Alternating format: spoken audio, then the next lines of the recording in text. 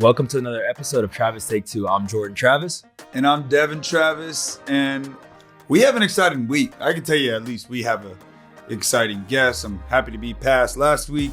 We'll dig into that Miami game. But our guest this week, former Florida State All-American. We'll take a little shift and a switch off football for a little bit. Playoff baseball going on. Yeah. And we'll get to probably my favorite Florida State baseball player to ever live. Can't wait to get him on here today. Heck yeah. Well, stay tuned for that. And remember to follow Travis Take Two on all platforms. Like, comment, share, and subscribe on YouTube and wherever you listen to your podcast. Let's get started, bro. Let's do it, man. Yes, sir. Anything good this weekend? I know you're up at the game. Yeah. I had a lot of sad thoughts and feelings. But anything cool happened this weekend up in Tallahassee? I'm sure you miss it. Yeah, bro. I mean, obviously being up there, I love seeing everybody. I had a signing on Saturday with James Blackman. So that was fun. Just sitting next to him and watching people come up to him and tell him how much they appreciate him was so much to me. And all I kept saying the whole time is, bro, I'm so proud of you. I'm so proud of you. He kept saying it to me. I'm like, bro, I'm proud of you. Like, it's so cool to see him smile. I got a story to tell right off the bat. I might get a little bit emotional because I was emotional there. But a little girl came, I'm already starting.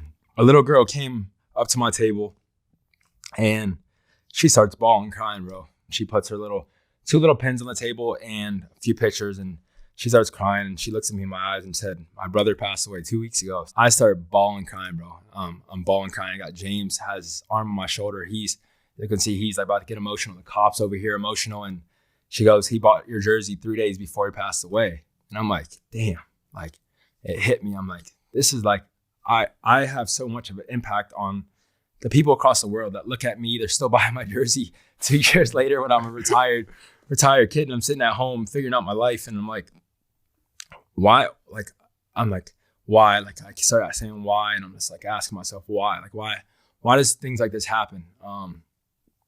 But I sat there that day, bro, and I texted that little girl after, and I got her Instagram, and I sent her a message, just let her know that she changed my life forever, to appreciate the little things in life, bro, because I kind of forget how much of an impact I have. And I'm like, we're getting to this podcast, and I'm like, it's starting to feel forced. And I kept telling you, I'm like, bro, I'm forcing it.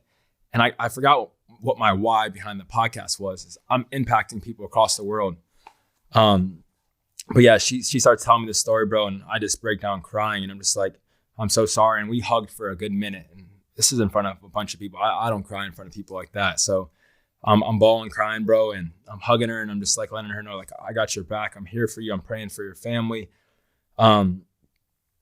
Yeah, and the kid's name is Mason. So I just want to say, rest in peace to Mason. I heard how much of a great person he was, and how much he meant to his family. So I'm praying for your family, Kylie. I have something coming your way. And then she told me this, we DM'd her a few, and she told me a story about Mason, just talking about how great of a person he was. But there was tickets that you had to buy at the event, which I did not know of. So I'm sorry if you bought tickets, you didn't buy tickets and you showed up.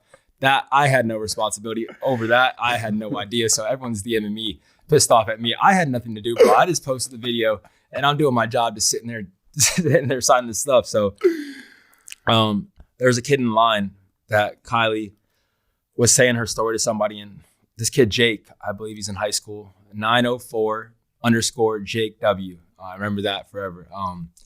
He gave up his ticket to Kylie because he had his cousin pass away early in the year, and he knew how much of an impact it would have on Kylie just seeing me and like seeing how much. And I'm like, damn, bro. I'm like the way God works, like Jake was there to give up his ticket. He probably waited in line for who knows how long time to see me, and gave up his ticket. So I'm going to send something to Jake this week, and Kylie and her family. And yeah, bro, it just brings reality to life. Like, it's so much bigger than football. And when you're playing football, you don't realize how much of impact you have on just people, bro. Like these people love you. Like they are so happy to see you. Like, I mean, seeing these people have the smiles on their face, I'm like, guys, I don't do nothing no more. I mean, I know I did a few things at Florida State, but I'm just here. And I'm like, you kind of forget, bro, like just the autograph, or they're asking for words of advice, or they say, my favorite thing is they say, can you write your favorite Bible verse down? And they'll ask me what that is. And it's just so cool that I have the platform to help people. Yeah, bro. Then crying for a little while. So yeah, That's amazing. Crazy like bro. you haven't even like told me that, bro. Like it's powerful, right? And there's a lot of things that like you said throughout that message that make me go like, damn, like reality check, homie. Like Florida State losing to Miami felt like the world was coming down. Yeah. All the text messages and tweets and this and that we got over Instagram and social media, and my buddies just ragging me like, it ain't that damn important. Oh, yeah. Like it just ain't, man. Like, sorry. Like I know that the fans' hearts are broken, and I know that there's a lot of people who donate a lot of money to the Florida State program, and they want to see winning happen. Like damn right, me too. But like Me too. something like that happens, and it's like, is that really what I'm gonna allow to like ruin my week? Like, nope. Like Kylie lost a brother, right? Yeah. Like Sad. we're gonna complain about a Florida State loss. I mean, I'm not trying to like devalue what it's like to be a fan, because I was pissed and I didn't sleep too great that night. Neither. And you were there in person, and I'm sorry. Shit. But it's just so much more to life, man. Like I think you said another thing too. It was great. You're like you forgot that sports simply gives you a platform to spread an impact on the world. Yeah. And then you also mentioned like the why behind why we do this podcast is the reason that you want to show up every day. And you know, like you're not the only one. Like I'm right with you, bro. Like long work day, like 2 kids at home, wife's birthday tomorrow. Can't wait to hug and kiss her and sing her happy birthday for like the next 24 hours. That's my favorite thing to do, just sing happy birthday over and over. But you know, we forget like why. Yeah. And in my opinion, everybody always wants to know what or how.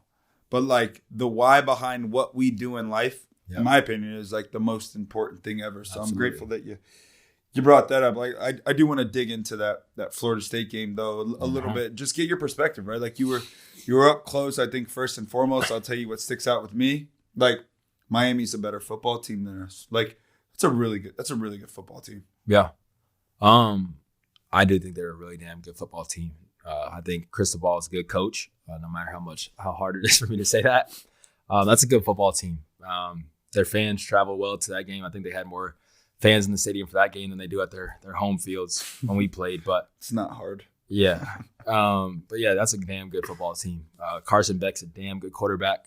I mean, I'll be honest. I didn't think Carson Beck was all that before. But watching him play football now and watching the passion he had, Georgia was holding him back. And I know he can't probably wait to get on a podcast one day. Not this podcast, but be sick to have him on here. But come on, Carson. Heck yeah. And talk about that. But yeah, bro, he's free. He's out there having fun. He's freaking. I mean, I don't like him doing that, but he's shooting arrows and throwing dots, bro. I mean, watching him. I mean, I don't care what people say. Like, yes, those receivers are open, but to drop it on a dime on those post routes to Tony. I mean, we'll talk about Tony because that dude is unreal too. 18 years old. And unreal. But talking about Florida State, bro, we got to get better. We got to start fast. Against a team like Miami, you got to start fast. You can't go down early because I believe that we're a fourth quarter team. And I texted Tommy earlier in the week that I didn't believe that they were a 4-quarter team. I didn't. And were they? I mean, that fourth quarter, Florida State, I don't know what we did, what talk we had, Coach Norvell gave them, but we went off and they couldn't stop us. And our defense was playing well. We need to play like that for 4 quarters, every single minute. Act like it's your last play, because that's my piece of advice to every single athlete out there is act like it's your last play, because shoot, bro. It could be. It really could be your last play. And I think you forget that shit over and over. And I mean, I didn't believe it when people told me, but it happened so fast. I thought I was invincible. I thought I was Superman on the field. I thought that nothing could ever happen to me, because there was times where I got rolled up on and I came up with no injury. And that fast, my career and life changed. So don't take what you have for granted, bro. Don't take the brotherhood that you have. Don't take those cleats that you get to put on your feet every day. Don't take the helmet that you get to put on your head. Don't take that lightly, because it means so much. And yeah, we can get into that talk, but Darrell Jackson freaking played every single play like it was his last play this weekend. He was my top player for Florida State this weekend, because I'm watching him on that field, and that bastard goes at him every time. He goes so hard. He has 3 guys on him, 2 guys on him, and he's driving the center back. Like, arms locked and just bulldozing them back, bro. And once again, we had that talk. I mean, Daniel Lyons played really well this weekend. Blake Nicholson had a great weekend. But yeah, bro, I think we know. I can sit here and state the obvious. Our DBs have to play better, and they know that. And I know that they're their toughest critics, but I'm going to come on here and say they know they have to get better. There's no question. When we're one-on-one and we're stopping the run, even like their offense coordinator said, when they stop the run, we're going to attack your DBs, and your DBs have to cover our receivers. We didn't do that. We have to get better. We know that, and I believe that we're going to get better because the mindset that we have, 19, he's a special player, and he's going to get it right. I mean, he's a ball hawk, and he does catch interceptions, and he knows he has to get better. I promise you this week he's going to work harder than anybody else. Earl Little, you know how he comes down and hits. He knows he has to get better too. He does. And he plays out there with all his effort, and I love it. He puts everything on the line. I love it. And I love Earl, and Earl knows I love him. Earl knows deep down inside that he has to get better. So, yeah, bro, as a team, we got to get better. I mean, the fans know I made some tweets this weekend that I upset some people, but I'm going to die on the hill for Coach Norvell. And I don't care what people say. I've been in those doors and inside that building. We got to be better players for the coach. No matter what, the coach can't put the damn pads on. He gives you the inspirational talks. He freaking works you hard in practice. What else do you want the guy to do? What else? Because that's the point I don't understand. Like, you wanted a new offensive coordinator. We got a new offensive coordinator. That's the tweet I deleted. We wanted an offensive coordinator. I don't know why you should have left it. I know, but I like to give him pretty good. I post it for 2 hours and just want you to see it, and then my notifications go crazy, and I don't want to have to turn my Twitter notifications off. So that's, yeah. You want a new DC. We got a new DC. We were happy about Gus Malzahn. Now we're pissed off. We were happy after week 1. Now we're pissed off. I don't know what their expectations were, but I saw at the beginning of the year, I think we're going to go 7-4. I think we're going to go 8 and whatever. We're 3-2 right now. You act like the season's freaking over. We still have a shot at the playoffs. We're ranked 25. We're still in a spot to come back. I mean, we went out. We're good. So I don't know what the expectations are, but let's not forget it. Like, we're calling for Coach Norvell's head right now for whatever the buyout is. Shoot, if you want to give him that buyout, I bet you Coach Norvell will be very upset. Very, very upset because he loves Florida State University, but that's a lot of damn money that he can take care of Mila, Miss Maria. So all that buyout stuff, how much we give, I mean, this is the part where it's going to piss people off, but recruiting is about buying players these days. It's like the NFL because, like I said, we would have Jeremiah Smith right now if we maybe had a little bit more money and could have gave him $10 million out of high school. And we could go on and on about all these different players that we could have if we had more money. We didn't have that much for all those type of guys. Travis Hunter got a lot of money to go somewhere else. I know he wanted to be with Dion. He got a lot of money to go somewhere else. It's the world of NIL. So we have to get over the recruiting stuff because we talk about recruiting a lot. We talk about Coach Norvell can't recruit. Recruiting is show me the money. Sorry, but it's reality. Because one player is going to be at your school for 1 year and you give him $2 million, and the next year someone's going to give him $3 million, he's going to leave. Football is not the same as it was before. The rivalry is not the same as it was before. Different. It feels different, bro. It's like, I feel like people went to Florida State and they bled garnet and gold before. It's a little bit different these days. I was with you. I mean, my era was kind of like that transition, but I love the garnet and gold. I love Florida State, and I was willing to do, anything for that team, that university, and for that fan base. But we got to get over the whole firing. We're 3-2, man. Billy Napier was just, what was their record? Because they were calling for his head too, and I know Florida fans flipped the now script. They love him again. Let's talk about that game. Let's talk about that game. Like he figured it all out, right? Yeah. Like I think you make a good point, man. Like when my playing career ended and I became a coach, there's a guy, Doug Manzolino, Manso. He's like my freaking second father. He came up to me and he has a lot of messages and I can't wait to get him on here one day because like his stuff is so damn powerful. But he comes up to me and he's like, "Hey, do you know what makes a good coach?" And I'm like, "Yeah, like got my players back. Like I work my tail off every day. Like I understand the game of baseball pretty good. I'm certain I can help somebody get better." And he's like, "Sure, you're right. But do you know what makes a good coach?" And I'm like, "I guess I don't know." And he's kept it like super simple. And he said, Good players make a good coach. Absolutely. Right? Like, and I'm not saying that we don't have good players when we lose. Like, we lost to Virginia on a Friday night. It's a tricky game. You can talk all you want from the outside of, we were supposed to, we should have beat Virginia. Absolutely. But that's a damn good Virginia team that just went on the road and beat a pretty potent Louisville team. And we all know how Louisville plays at home. Mm-hmm. We just lost to Miami. Number 2, Miami. In my opinion, like, Miami can be the best team in the country, bro. I like, agree. They're stout. They're stout, man. Like, O-line, D-line. Like, I don't even know if we, like, touch Carson Beck, bro. Love Tony. You said you wanted to talk about Tony. God dang, he's 18 years old. He should be a senior in high school right now. Like, special. And then I don't know the other guy that, like, ran up to the camera and you didn't see this, but, like, he said, like, oh, like, that he's fired, too. That was sick. No, screw that. But he is sick. Watching him on the field, the way he moves, he catches everything. He's that dude that had that sick catch in the game, 2 weeks ago? Oh. That might have been Notre Dame. Yeah, that might have been the catch of the year. Yeah. Like, he's sick. So they got dudes everywhere, bro. That offensive line, that running back is big, boy. Big. He is big. They're built to win. Yeah. They really are. They're a good football team. And at the end of the day, we came back. It was 22-28. I think people forget that. It looked horrible. But we had a chance at the end of the game. And that's what I talk about Tommy. Like, he gives us a chance to win every single game. Like, we had an opportunity. Like, we didn't get blown out no damn 3-28 or 45-3. I hope they remember 45-3. But we didn't get blown out like that. That team came back and we were down. What was the score in the fourth quarter? 3-28? Something like that. I mean, they scored 1 touchdown the whole second half. We literally, we played good football. And yeah, man, I mean, Tommy he's doing a lot out there. I want him to stay positive. Once again, he's going to be a great quarterback for Florida State. And we still have 1 more year, Tommy, if he doesn't leave this year.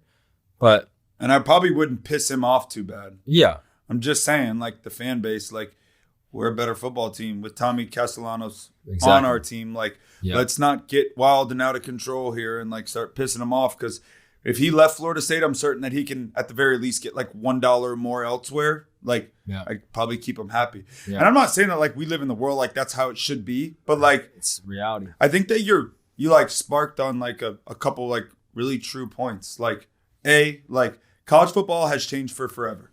Right? Like, the players you get, like, especially in the realm of which Florida State wants to compete, you're competing against the SEC. They have more money than everybody. Absolutely. Period. They have more money than everybody. Mm-hmm. Then like, that's like problem number 1. Number 2, like, if I'm a young kid in today's world, I don't know.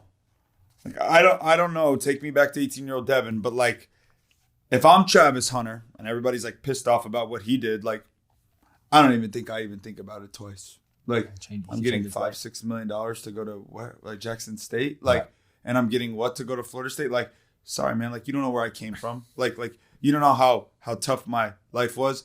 You don't know that I get to tell my mother, like, she's good now. Yep.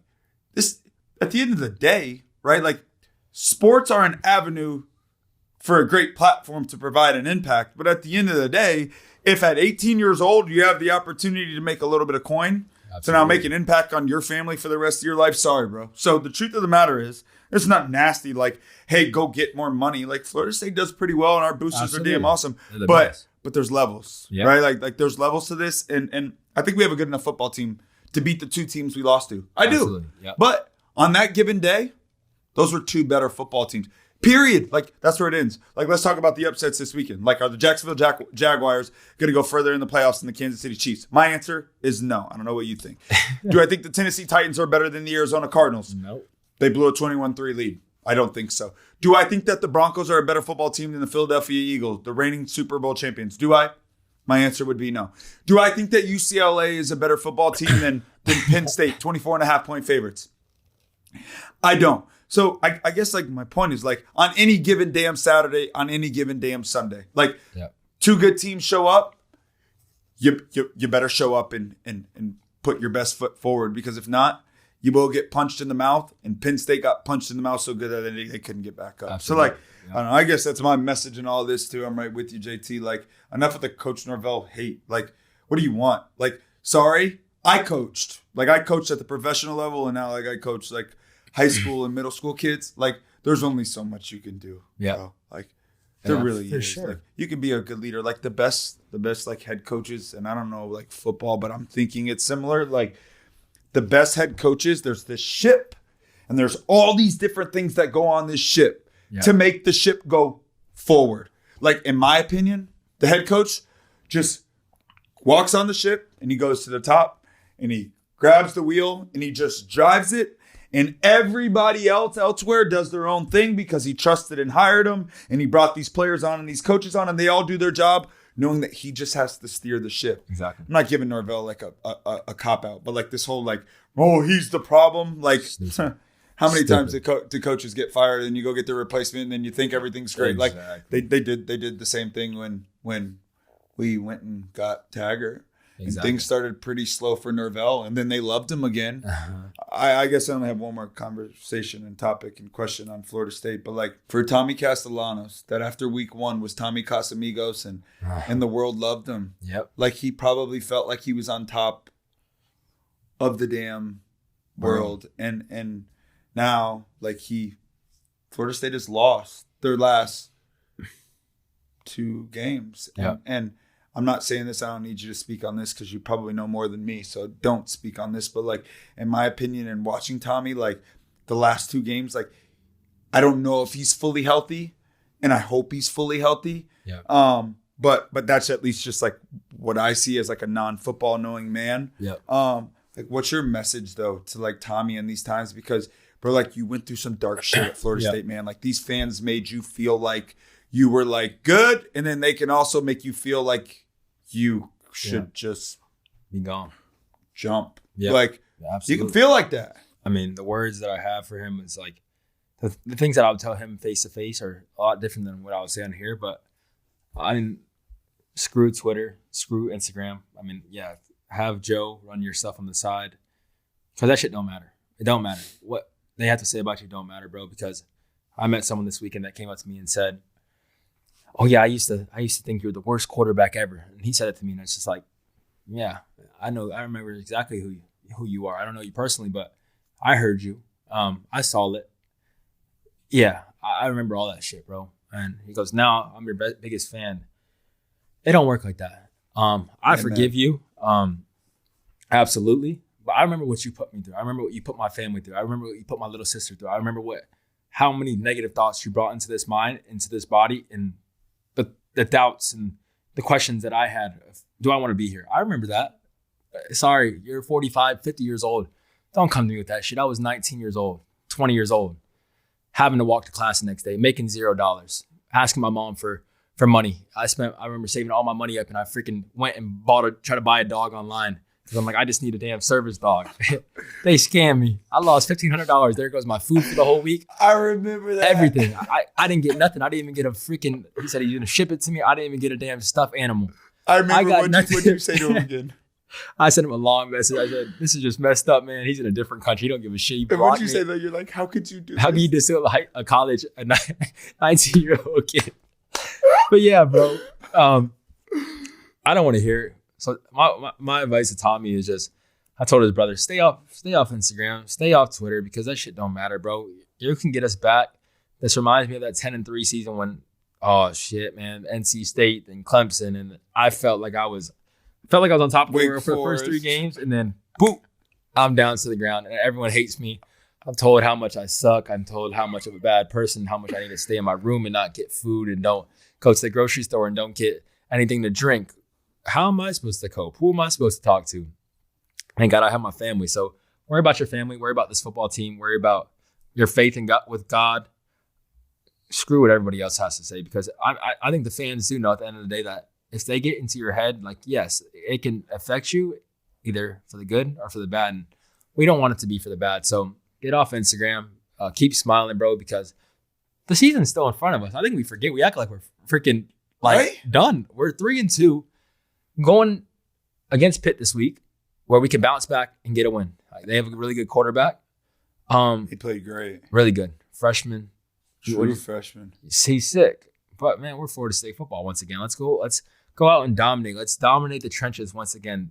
Like, this week we really need to drop them, and let's go. Like, drop them. Let's go. Like, I need someone on the defensive line to step up and hold people accountable. We got to get a mean guy that is willing to open his mouth and let everybody know, because we had Fabo, we had Fisk, we had guys that were willing to talk, and Fabian love it. I love him to death. But he would let you know. He'll let me know. He would let you know.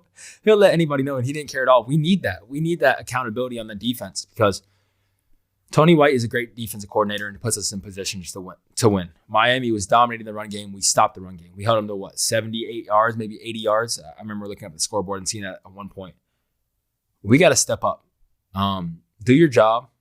Everyone just says, like, do your 111th. Do that. But we're gonna be good, bro. We're good. Like, we're in a position right now where we can win out. Like, there's not a team on the schedule that's like, damn, like we should lose. Like, we might not win this game. Let's go. Let's play our football. Let's play our brand of football. Let's listen to our coaches. Let's come to work, and let's not lose focus on what's important in this game. That nothing is promised, and we're playing at Florida State University. Yes, the fans might say there's like, we always get our fans from different schools, like Florida State, whatever. We're at Florida State University. Like, could be worse. It could be a lot worse. It could be a lot worse. So let's go. Like, I mean, the tradition that we have at the university, I'm not even trying to say that word. Camaraderie. Right now. I got you. I got a tongue twister. The fan base we have. I mean, we have a special coaches at that are very big into their faith and hold us accountable and are the same every single day. Let's just go, bro. Let's play for yourselves, play for your teammate, play for your family, play for the name on the front of your jersey and the back of the jersey. Like, it's time to just let go, be free. Tomorrow's not promised, bro. So go out and play our brand of football. I mean, I think that's well said. Once again, like, back to the why. Like, hey, like, why? Like, why did we pick Florida State? Why did we choose the game of football? Like, incredibly hard game, difficult at this level. Like, why? We'll really grip onto that why right now, because they need it. And I think another exciting thing too, right? Like, the playoffs are extended and a lot more teams make it. Exactly. I look back to Clemson last year. Like, I think Clemson had like 3 losses. And I actually saw some projections. Like, people are saying that like Clemson could still make the playoffs, and they're sitting at 2-3, which is like wild to me with all that talent. I think I saw they had like 2 projected first rounders on that defense alone. Right. But yeah, I mean, the whole season's in front of him. Jordan, I just got to ask you though, like, from the perspective of an athlete in the game of football, like, if in baseball we lose 2 games back to back, like, nobody really cares. Like, I'm just being honest. Like, the fans are like losing their mind, and we lose back-to-back games. Like, literally losing back-to-back games almost has the same feeling as like winning back-to-back games. Yeah, football's a little bit different. Much smaller schedule. Each game has a lot more impact. Can you talk to me a little bit of like the feeling of what it's like to lose 2 games in a row after an exciting start like you guys had in 2023? Like, is there a point though, truly, like, where in the back of your mind you're like, are we ever going to win another game again? Some people, yes. When I was, what did we go through? We were 3-0, and then we went 3-3. You were 3-0 or 4-0, and then you lost 3 straight. The Wake, the NC State, and Clemson. Never had a doubt. Every week I went in really believing that we were going to win. I remember after that last game when I had that press conference and I said I'm done losing. I like made it like kind of like a promise that like it's over. I'm done. Like, I'm tired of losing. I won't take no for an answer. And I think you just got to do that as a football team, not just as an individual. As a football team, we have to all believe that we will not lose another football game. Sorry.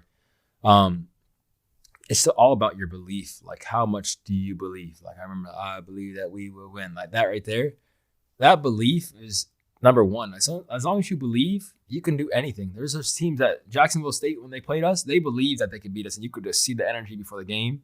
They believed. Did we believe? I looked around at everybody. I don't think we believed. We didn't. We looked down on them. We didn't really know where we were at, whatever. Believing that you can win is the most important thing, and believing that you won't lose anymore is the most important thing, bro, because I remember the scouts always ask you, do you like winning more or hate losing more? And it's always a question where it's like, damn, like, what's the answer? And like, one of those answers are the more important thing. And my answer is always, I hate losing. I don't want to lose to you. Losing is important sometimes, but I don't want to lose. no one wants to lose in life, but we do lose sometimes, and we got to learn from them and grow. That's what it comes down to. But what are we going to do with these losses? Are we going to learn and let it fuel us to be better? Or are we just going to feel sorry for ourselves? Because no one else feels sorry for you guys. I promise you that. I look on Twitter and nobody feels sorry for you. And I'll defend you to my death, but no one feels sorry for you at all. They didn't feel sorry for me. I was in my bed crying every night. They didn't feel sorry for me. They were still DMing me. They were still tweeting me. They were still saying stuff on my card.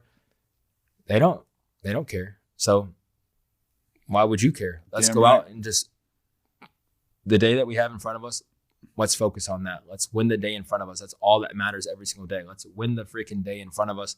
Practice is the most important. How hard are we going to go at each other? How bad do you want to win? How bad do you want to beat me? Because I want to beat you so freaking bad every single time. When Jared Verse was over there, I want to pull the ball just to see what he's going to do and test him if we have a running quarterback coming up. I want to beat the cornerbacks. I want to be able to run by Jerry and Jones and Ronaldo Green and talk shit the whole time. I love that. I love the practice because the practice made it so hard that the games are so damn easy for me. So easy. Our defense did a bunch of crazy stuff, and we had one-on-ones with Johnny Wilson and Keon Coleman versus Ronaldo Green and Jerry and Jones. Like, think about how crazy that was. NFL on NFL on NFL on NFL. Crazy. And then we have defensive lineman, freaking Fabian Lovett. Freaking, what team is he on right now? I know he just got traded to the, I'm going to say Patriots, I believe. We have Jared Verse, Braden Fisk, Joshua Farmer playing for the Patriots right now. Like, we can go on and on about that team. Dudes. We were crazy. Like, we were insane. And then we got Darryl Jackson flying around the corner. Tatum Bethune. We could, like, man, we're going at it. We're going at it every single day. And it's like, it made it so easy because I'm going to beat you no matter what. We got 2-minute drill. I want to beat you. I want to score in the first play. Screw scoring on the last play with 1 second left. I want to score in the first play. Because that's how bad I wanted to win. And we just got to change that mindset, bro. We want to win and we will win. Like, you know, no more want. Like, hey man, like, let's just go get it done. We will win. Like we're the better football team. Let's enough of the talk. Like, just go get it done. Bro. I like that. And I also like when you said like they would ask you, like, do you hate losing more? Or do you like winning more? Like, and I'm over here trying to like process what you're saying. Cause like I've heard that asked before. And like, I would guess that I hate losing is the right answer because I like winning sounds like you also like complacency. Yeah, exactly. And I hate losing sounds like I'm backed into a corner and there's only one choice that I have. Like, it's me or you. For sure. And the NFL knows you're going to lose games. Mm-hmm. And if you just like winning, at some point, liking winning is not enough to continue to win after you get punched in the mouth by Virginia and Miami in back-to-back weeks. But hating to lose sounds like somebody who might get the hell back up and respond. So absolutely. That's good stuff, man. I mean, I think you nailed all that. I know you mentioned the Patriots, and I know we talked about upsets a little bit, but the Patriots beat the Bills. Like, this was like the funkiest week, man, of football. Like, I got killed so bad. Me too. My bets were screwed. Damn it. I got killed so bad, man. I got killed so bad. Man, crazy, man. Sports are crazy. This was fun, though. This was a lot of fun. I think you provided me like a lot of really cool insight, just because for me, Jordan, like 2 games back-to-back losses in the NFL is probably like, I don't know, like 6 to 7 losses in the big leagues. And there is a point where like the Detroit Tigers, who lost like 10 games or whatever at the end of the season, like there is a point where like you kind of do go like, are we ever gonna win again? Yeah. Like you like we would feel that, and it's like, I don't really know when we're gonna win again. Like, I know we're eventually gonna win again because we can't lose every game. But oh my God, like, how the hell do I wake up and go today? And I think our guest today too is gonna talk about like a lot of cool stuff with that, because it's his first year ever playing a 162 game season, and great start to his season. A lot of ups and downs, but he's a guy that kind of had that same start at Florida State, and then we all know what happened in that second year, and just like a quote-unquote down year in the big leagues. Hitting 238 isn't like the old 238. Hitting 238 is like the old 280, because no one cares about batting average anymore. But I think that this guy too is going to be able to provide us like some really cool insight on what it's like to have to get up every damn day and show up, because what happened yesterday nobody gives a damn about, and what you're about to do next and now is really all that matters. And You said it great. Like no one feels sorry for you. And by the way, that's like probably the one tweet that I get the most upset about when it comes to like athletes is no, shut up. Like they make money now. They're not kids. Like really? Yeah. Like because an 18-year-old makes money, he's no longer a kid. But if it's that same 18-year-old that may be your son that works at Publix and he makes a mistake as a bag boy, is he still a kid? Like, since when did how much money you make determine how you're treated? Amen. America. But and another thing I gotta say is something that bothers me a lot is why does your opinion matter than mine? Because when I make a tweet, let's get the F out of here, or stupid as all the things I see in my tweets. Jack boy, and they post a picture with your leg the wrong way. Yeah, like why can't I'm a fan now, bro? Like I'm a fan, you know, like we are all fans together now. I was just inside the building. So all that doesn't matter anymore, but why is my opinion stupid? When you post an opinion, I don't say it's stupid. I might have like a counter for it, and we could talk about it, but that's the problem with this world. Once again, we don't need to get into that talk, but your opinion, I respect. Might not be right in my eyes, but respect my opinion, you know? That's it. Don't you know that? Yep. Like opinions aren't appreciated unless your opinions agree with their opinions. Exactly. America.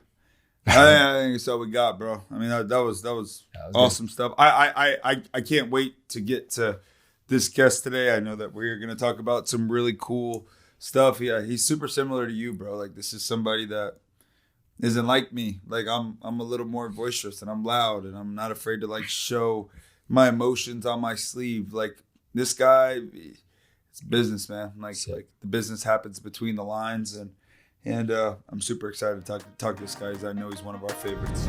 But I tell you what, we had a lot of cool guests, and I feel like I say this every damn week, but today, like, I don't only have one little brother on this podcast. I got two little brothers, and I know I got my favorite quarterback over here, but my favorite Major League Baseball player, in my opinion, one of the greatest Seminoles to ever walk on Dick Harzer Stadium on Mike Martin Field, and he's a fantastic baseball player. Good luck finding a better human. Former Florida State great, Cam Smith, now big leaguer. Thanks for joining, bro. Love you, man. Thank you. Love you too, guys, man. These are my brothers right here.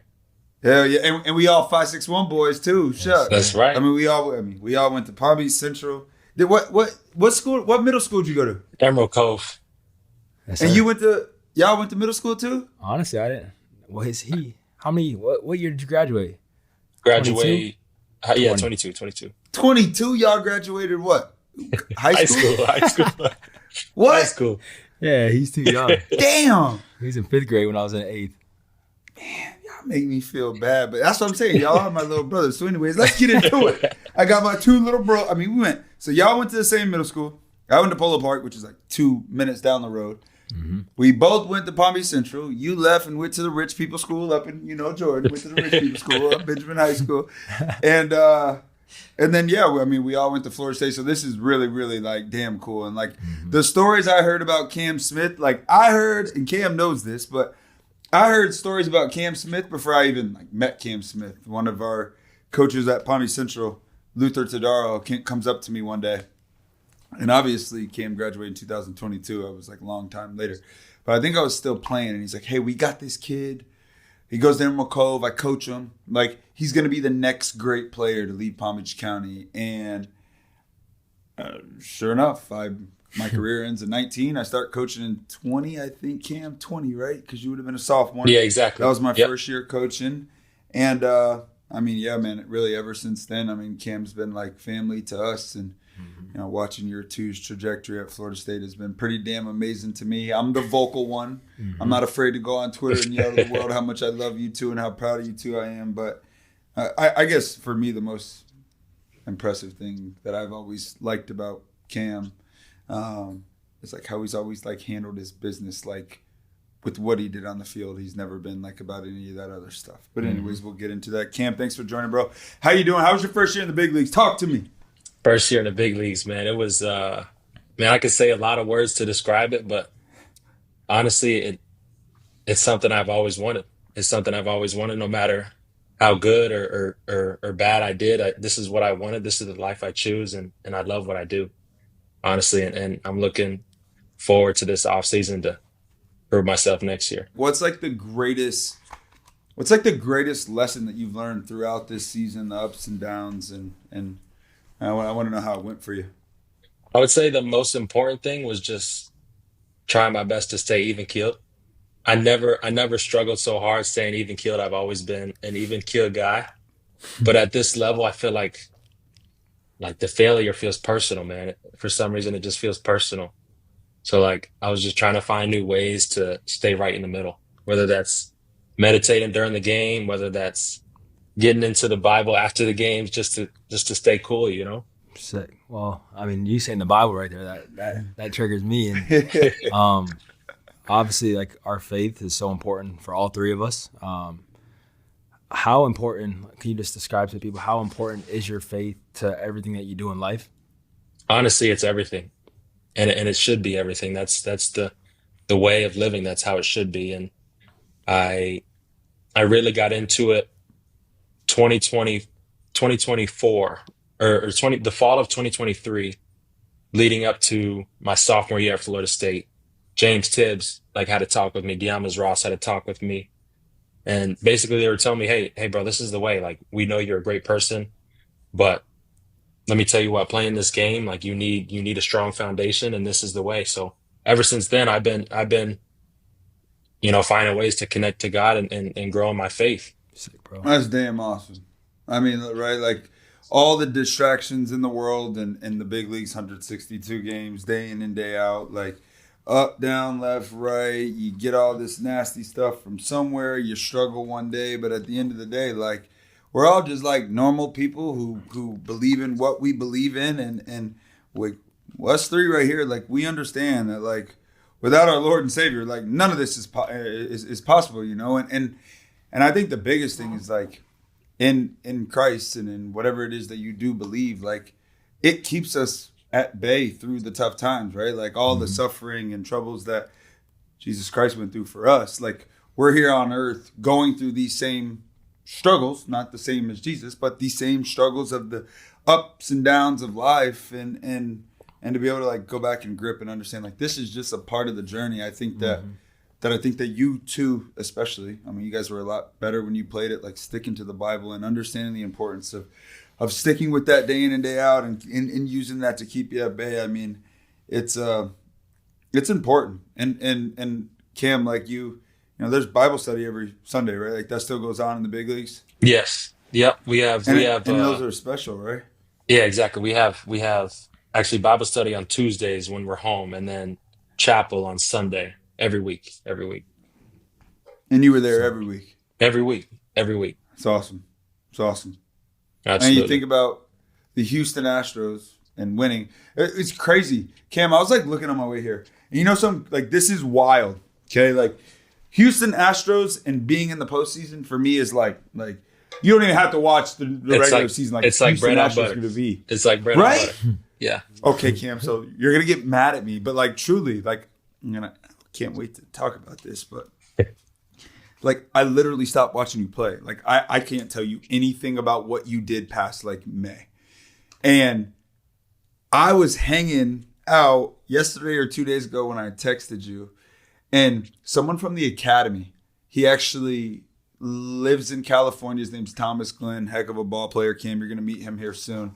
But he was playing in the what's it called? New Balance World Series in Dallas. And it's like the Affleck All-American game, but like New Balance's version. And anyway, they're like sitting at a restaurant, and I guess Cam walks by. So they message me, they're like, oh my God, we just saw Cam Smith, yada, yada, yada. And I'm like, what do you mean? Like Cam is, I thought you guys were in Dallas. Like playoffs are going on. Like there's no way Cam's in Dallas. Like Texas didn't make it. And I literally had to go to Google before I texted you. And I'm like, did the Houston Astros make the playoffs? That's how I found out, bro.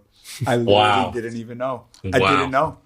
I had no idea. That is something. No. I can explain. Okay. I can explain. Okay. Go ahead. So I went to opening day in Houston. Cam Smith's big league debut. Not missing it. No way. Bo's freaking first baseball game. I brought my wife. Everybody's out there freaking watching. And he gets a hit, and it's a special day, and it's great. And I'm watching every night, like 6:59. I think actually it's their Central Time. So it's like 7:59, like Allie, me. We are in front of the TV. Probably got a glass of wine. Like, please get a hit, Cam. And it went great at the beginning. And then, like, I felt like if there was a day that I wasn't able to watch and I checked the box score, Cam got a hit. Like, I don't even check to see if the Astros win. I don't really care about that. Sorry, Cam. I know you play to win, but I'm only checking on my boy. So when I would watch, he wouldn't get hits. And when I wouldn't watch and I wake up at 7 in the morning and open my phone, like, did he get a hit? He got a hit every time. So I'm like, okay, maybe I'm bad luck. Hey, you got to stick with that. I stopped. I apologize, bro. I mean, you know I love you, but yeah, I apologize. Hey, if it was working, it was working. You got to flow with it, ride the wave. You hit 240 your first year in the big leagues. How old are you? Like 23? 22. 20. You're 22 years old, bro. Like, you got the whole world ahead of you. And I just want to, like, speak on this real quick. And not that anybody's listening to our podcast, but Cam Smith's on it, so they might be listening. But let's take you, like, back to 2000 and you graduated in 22, so 2023, Cam's freshman year of college. Mm-hmm. He hit, I think, like 258, and he struck out a lot, and he didn't walk a lot, and he showed glimpses of who Cam Smith could be. But college baseball is damn hard, right? Like, that transition from high school to Florida State. Definitely. That's real. That's real. Real as it gets. And then I just kept saying and trying to believe, and I truly did believe it, but I'm like, you know, Cam's going to come in next year. Like, hopefully he goes and has a good summer in the Cape, like, build up some confidence. I think Cam will come back his sophomore year and, like, be on fire. And I think he's going to get this thing going, knowing he's a draft-eligible sophomore. And he proceeds to go to the Cape, the hardest baseball league in the country. Like, it's harder than regular season college baseball. SEC, ACC, it's the best in the country. Go play up in the Cape, and you win the MVP, right? It was the, I don't even know the award. The prospect. The batting title. Prospect. No, that was Travis Bazzana. He got the batting title. Damn. Something about a prospect of the summer or year, whatever. It was voted by the scouts, which was pretty cool. But you hit like 350 or something? Yes. Yeah. 347. Probably selling you short. Yeah, there you go. I figured selling you short. And anyway, like, that whole summer, like, kind of leapfrogged you into your second year at Florida State, where you look back at that, pretty damn good numbers, one of the best seasons in Florida State history. And he only spends 2 years there. And then, by the way, 32 games to get to the big leagues. Only 2 players have ever made it to the big leagues faster than Cam Smith. And he's still just 22 years old, completed his first full year. But when I look at that, what you did from your freshman to your sophomore year, like, I think that the jump that you can make from your freshman year, rookie year in Major League Baseball to your second year, like, I think that, like, that jump can be even greater because of the technology and the information and the ability to go back and watch all your at-bats, how they attacked you, weaknesses, strengths. And you almost get to, like, form a full-blown program headed into next offseason. What is it that's your biggest focus going into this offseason? That can be a loaded question. I have a lot written down in my notebook. But like you said, like, there's no reason why I can't match that same pattern of me being at Florida State. Like, freshman year hitting 257, the next year hitting, I don't even know what I hit, high 300s, because we have so much data, like you said, and we have so much knowledge of the game now, and I've learned so much. 387. 387. Okay, 387. But like you said, man, there's so much more we have accessible to us. So, man, I don't know if I can pinpoint anything. Consistency is the only thing. I did make a lot of changes, and I know that's not favorable in the middle of the season. But at some parts of the season, I felt like I was just trying to survive. And the competition, I would say, it forced me to change. It forced me to try and find new ways to compete. So staying consistent, finding a swing that I can stay consistent with from opening day, March 27th to November 1st after we won the World Series next year. Heck yeah. Let's go. Thank you. I mean, I love that, right? Like, consistent and it's the hardest game in the world. right? And it's 162 games every single day, day in and day out, where, to be honest, at some point, like, the zest of, at least for me, the zest of playing in the big leagues and the excitement of being a rookie, I know for me specifically, like, there was a day, and I don't know if there was ever a day for you, but there was like a day where it went from like that everyday excitement showed up, like I'm freaking pumped up every day, to like, there were kind of days where I woke up that I was like I could use like just one more day. This is the most games you ever played, right? Like, it's it's a 162 game season. Can you just talk to me and people like about what that, like, 162 games, bro, in 180 days, like talk to me about it. Like, give me a refresher of like what the hell that's like. Yeah, no. So I actually talked to my fans about that on Faith and Family Night when we were on the stage after the game. They set up a cool little stage on the field and the fans were in the stands. And I talked to them about the most challenging part, and that was finding ways to show up every day. Like, no matter how good things are going, bad things are going, everybody in the world expects you to show up. Nobody's going to feel sorry for you. So I was telling them, like that's the toughest thing that I'm trying to figure out. Like, how can I show up every day, even though I may not feel like it, like I did opening day. So that was the toughest part, man. It's real. It's real. It's just trying to find those little things that keep you going. And like a lot of it's like, sounds bad, but it's like faking it, right? Like, it's finding like something fake that you can grip onto. Honestly, like I like to say, faking bravery is bravery. Like, that's courage itself. If you can have enough courage to fake it, there's your bravery right there in itself. That's fire. That's it. You take that right there. That's fire. So if you can fake your bravery, fake your bravery, that's courage. That's true. Faking bravery is bravery. Yes. Absolutely. You're so smart. You're getting smarter. You didn't even graduate college. Not yet. Wow. Wow. Are you gonna? Like, do you have a plan to go back? No. No. My mom told me to graduate, so I'm gonna graduate. But I'm continuing to do online classes. Not this semester, but I've been doing classes since spring training. So damn. Yeah, I'm gonna finish. I needed a little break after season. I say so. You deserve a break. You deserve a break. Good little trip to Cancun. Dang. Dude, I'm going to the Maldives, all right, man. What is that? Where are you going? To the Maldives. When? December. Okay. Big money. You got room for one? There's 4 of us. Cam, you know I'm a girl dad now. Word? I got Bo and Pilar, bro. It's a family of 4. The Travis household is crazy, dog. Okay. You home? You got to come babysit one day, bro. Let me give you some free Don't birthday. do it, Hey, I got you, man. I got you. Come on over. I tell you, come Don't over. do it. Don't do it. I want to talk about. I just want to just take this back because Cam, I'm so proud to know you, and when I tell people about Cam Smith, to be honest, I don't really have interest in talking about the baseball player Cam Smith. I think you're great, and I think you're going to be an all-star one day, and I think that you're going to play this game for a very long time, and I think that you're going to be remembered when you're done playing this game. I think you're going to make a lot of money in this game. But that's not why I'm proud to know Cam. I could give a damn. For me, the baseball part's whatever. Yeah. But who you are as a human and how you've always stood and what you've stood for and what you believe in and everything about you is right or wrong. There's never been Cam's not like me. He's like you. I'll stand on the middle of gray area and try to make everybody happy.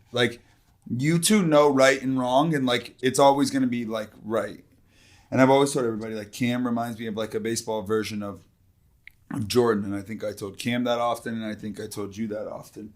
But I truly think that I told one of our young kids today, I'm yeah, I'm going on a podcast today. Who you got? I got Cam Smith. They're like, oh my God, that's amazing. I'm yeah, he's gonna be out here all the time. But I tell you what, guys, he's maybe the best human that I've ever interacted with, like in the world of baseball. So not to blow you up, but it's true. And I hope people know that you didn't like talk a lot at Florida State. So like a lot of people didn't really get to know Cam, but like he's probably like the greatest human that's ever worn a Florida State baseball uniform. And I'm very proud to be able to say that we know him and can call him family. So anyways, enough about bragging about you, but I want to take you back to high school, Cam, because when I started coaching you in 2020, like, bro, you weren't even a starter.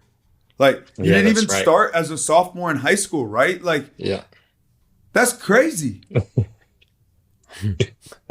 Tell me. Like, bro, like you were 16 not starting at Palm Beach Central, and 6 years later, you're in the starting lineup on a big league field. Like, talk to me about it. Like, tell me about the transition in those 5-6 years. Yeah, honestly, 2020 was, I know a lot of people were affected by it negatively, but 2020 was the best year for me by far. I feel like it's the reason why I am the way I am today, because, after 15 games, I don't know how many games, 10 games, we shut down the season for good. And that's in that moment, like that's when I found the grind. I was strictly relying on my athletic ability, not practicing on my own ever. Because growing up, I rarely had rides to practice in the games and tournaments. I always had to ask my teammates and other families to take me. My mom was always working. So, man, in 2020, that's when I really started to work on myself, work on my craft every single day. And that skyrocketed me. So that's the reason why, I guess you could say, I wasn't a starter my sophomore year, because I didn't work for it. But I tell you what, when that season was over, I got to work, and I always earned it from that point forward. Damn right. Man. I mean, it's like crazy, right? Like everybody thinks that like you turn on the TV and you see these guys that are in the big leagues or in the NFL, and like they think the stories are just like they always were the best. Like Cam was always the biggest. He was always the strongest. He always had the most potential. And I always saw something like, man, if he ever puts it together, like, watch out. Like, shit's hard. Yeah. Like, shit's hard. Like, baseball's hard in T-ball. Baseball's hard in coach pitch. Baseball's hard in middle school. Baseball's hard in high school. Baseball's hard forever, right? Hard. Like, and for some it comes easy, right? Like you probably look at like the guy that plays right in front of you at second base and he does things on the baseball field and you're like, crazy, man. How do you make that look so easy? Hey, like, takes not easy. 5 swings before the game and he goes 3 for 3. Come on, he really does that. Like no BP. No, like he'll hit on the field, but like 5 swings in the cage, he's good. He's good. Oh, God. And then we got envy Correa. those guys. We got Correa, who's like making sure he gets all his working in there for like half an hour, paying attention to the little things. But it's however you can get it, you get it. I mean, we're all like different beasts, man. And like in the game of baseball, like your routine is your routine, and whatever works for you works for you. And I think that you probably learned a lot about your routine and what it takes for you to prepare throughout the season.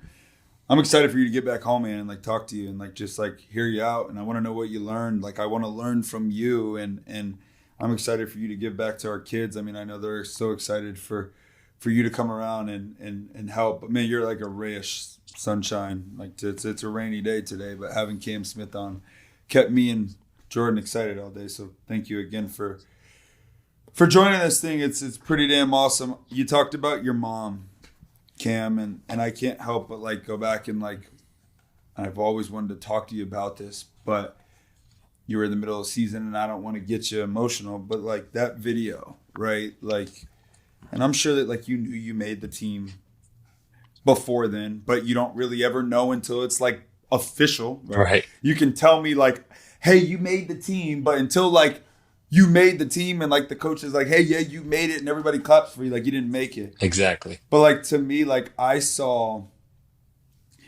a young man who has been through a lot in his life, and a young man who loves his mother and his family.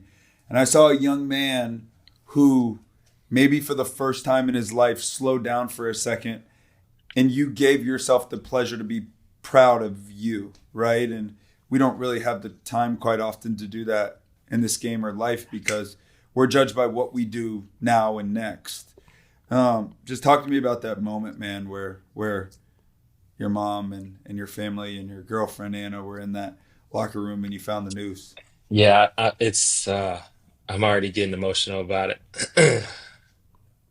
It was just like everything. I'm sorry. Take your time, bro. Hey, we light skins, baby. We emotional. It's like it's like everything worked out. Everything happens for a reason. No matter how good or bad you have it, if you can always see it through, you'll find a way. Amen. Sir, bro. Amen. And I'm so damn proud of you. And Oh yeah, bro. I mean, I am, man. Like, they don't make them like you, bro. And very, very, very few people can kind of have the opportunity to like see it through. And I've only known you since you were 13, 14 years old. But now in the 7 to 8 years that I've known you, and knowing what it's actually looked like and what it's taking you to get there and what people have said about you and what you've had to battle through and the fact that you almost signed out of high school and you chose to go to college and maybe you had regret at some point during your freshman year because you did have an opportunity to make a ton of money after your after your senior year of high school, and then you look at all your mom's sacrifice and the fact that you didn't have a ride at many places, and yet you always found a way somehow just to get it done. And I think that my challenge to you would be like every now and then, man, like just embrace you a little bit more. Like embrace you, man. Like people don't know. Like as athletes, Cam, I could just tell you, like from somebody who's like no longer an athlete, I'm just like a slappy walking around. Like be proud of you, bro. Like take some time, a little more time every now and then to like look in the mirror. Like, bro, you made it, Cam. Like you could take every single Major League Baseball player in the history of Major League Baseball, every single one of them. And you can, this goes back 100 and whatever years. And you can take all of us and put us in a Major League stadium today. We don't even fill up half of the Rogers Center, bro. Not even half. That's in the history of baseball. 25,000. 25,000. I don't give a damn if you make it for one day, bro. I don't give a damn. Like people are like, oh yeah, he just got a cup of coffee. Like, and don't you wish you did too? Mm-hmm. Like sit your tail right there, buddy. Like you have no idea. Like you have no idea. And I hope that you don't like take the time right now to like look back on your career and look at like all the stepping stones in which you had to conquer to get to where you got to today. Don't do it yet because it's going to be special to do it at the end. But I do just challenge you. Like my one challenge from like a big brother to a little brother is like every now and then when it gets tough, like sometimes just take a deep breath and like look in the mirror and be like, hey man, you already made it. Mm-hmm. Like you made it, bro. And like what you do from here forward, homie, like I know I get it. Like you got big plans in this game. I think you're going to make hundreds of millions of dollars. And I know that's not what motivates you. I know. But I'm pretty sure that that's going to be the case. But I would challenge you in those moments of getting to where you want to get to in this game to just pause every now and then, bro, and just say like, Cam, don't forget, I'm proud of you, okay? Because that's what I say. And when I hear that you're in a struggle or, hey, you hadn't got a hit in a little bit of time, I'm like, just wait because it's coming, right?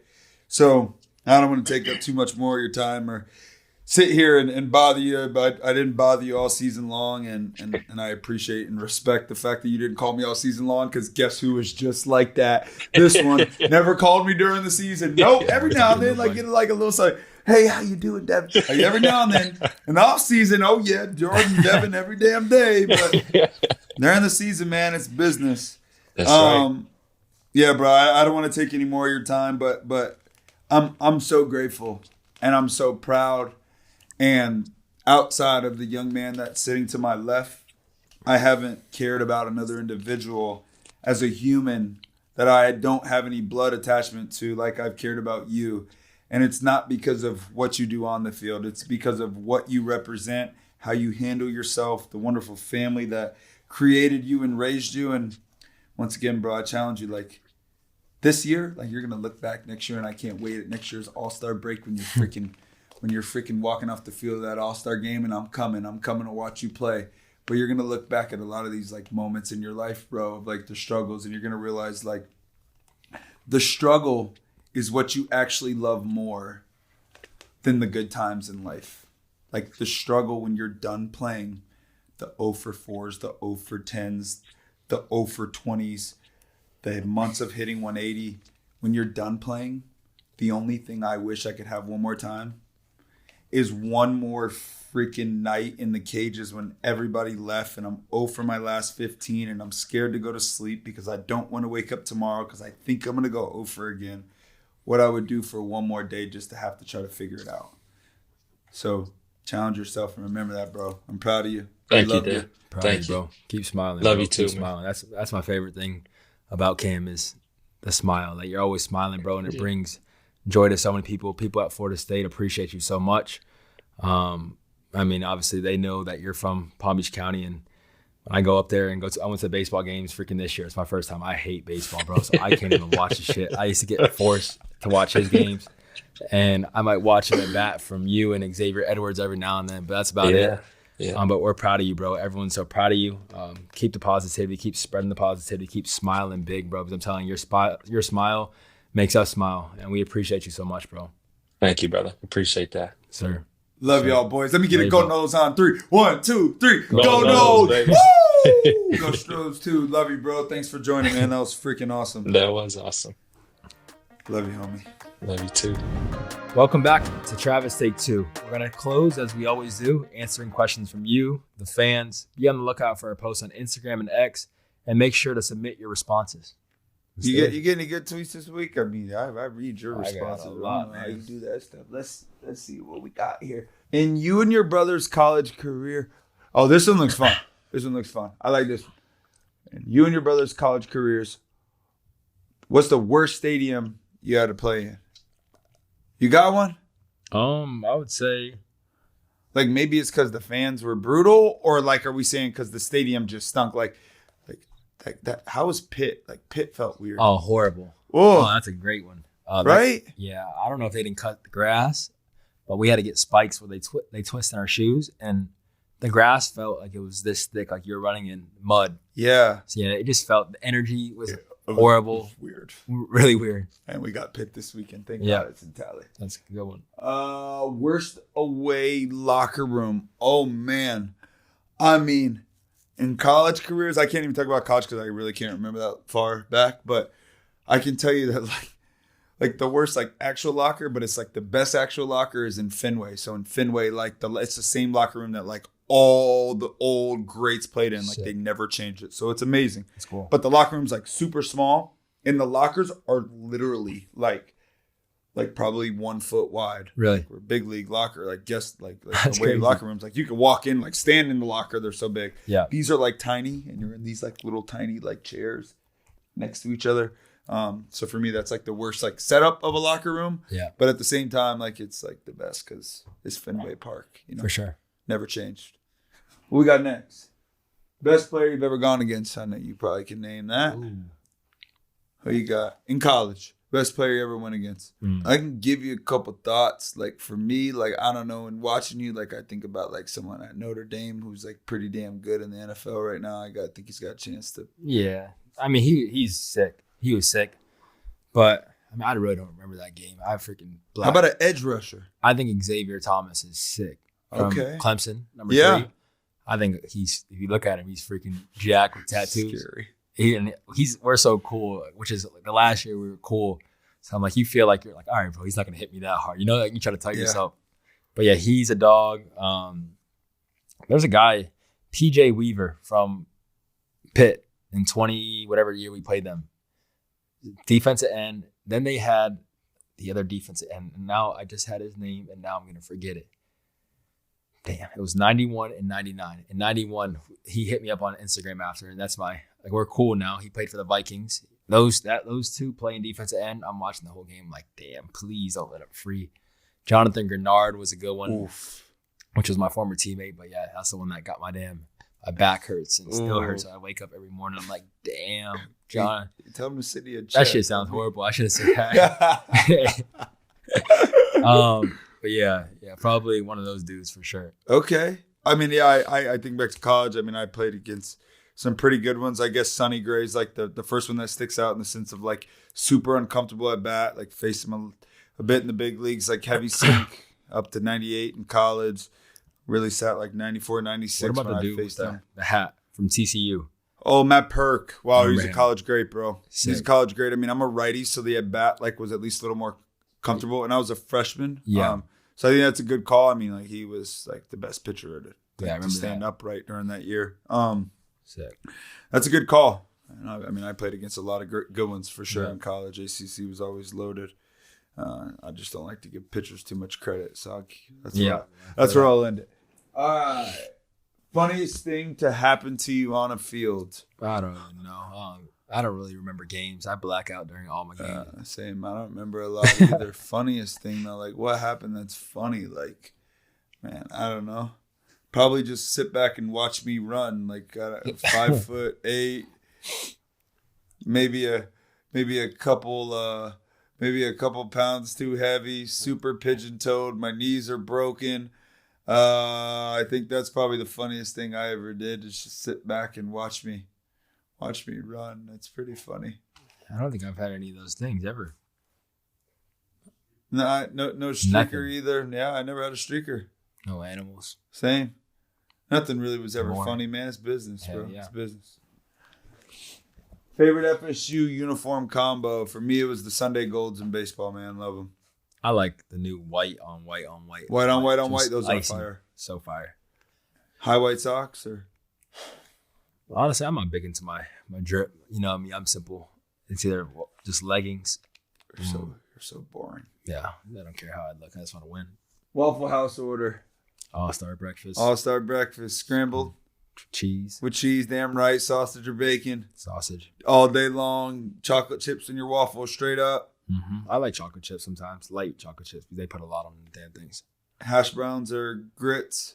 Hash browns with some cheese on it. Okay. It's fire. I'm grits with cheese. Everything else I think is pretty much the same. Give me all them chocolate chips. Let's go to work. Any club Publix stories? We all have them. I mean, let me Club tell you Publix. something. You probably got better ones than me, so I don't I'll have let you be that. the outro. Okay, that's good. So I guess I only got one. I can definitely confirm that it's a place where you definitely must go when you're in college because Tinder. it's just a fun spot to go to. It's a good spot, man. Nice people. And I would just like to say that I probably shouldn't even say Yeah, that, don't so say I'm a just word. not going to say it, but I'll just leave it there. Just go to Publix if you're. They a have man great that fried wants to- chicken and good crab legs. That's all I got to say. Okay. All right, that's it. Here we go. Thank you for tuning into this episode of Travis Take Two. Remember to like, comment, share, and subscribe on YouTube and wherever you get your podcasts. We appreciate your love and support, and we will see you next week. Go Knowles. Go Knowles, baby. Sir. So I know my wife is listening to this and whatever. It's just, I know she's at least one loyal fan, but we do get to sing her happy birthday. So I'd like to collectively sing happy birthday with you to my wife. Here we go. Miss Allie, love you so much. Happy birthday to you. Louder. Happy birthday to you. More energy. Happy birthday, dear Allie. Happy birthday to you. 2 kids, thank you for giving me everything I could ever ask for in life. I love you so much, and I stopped there so I don't cry. And Happy I birthday, Allie. hope you get to move into your house this weekend. Come on, Yurgo. Come on.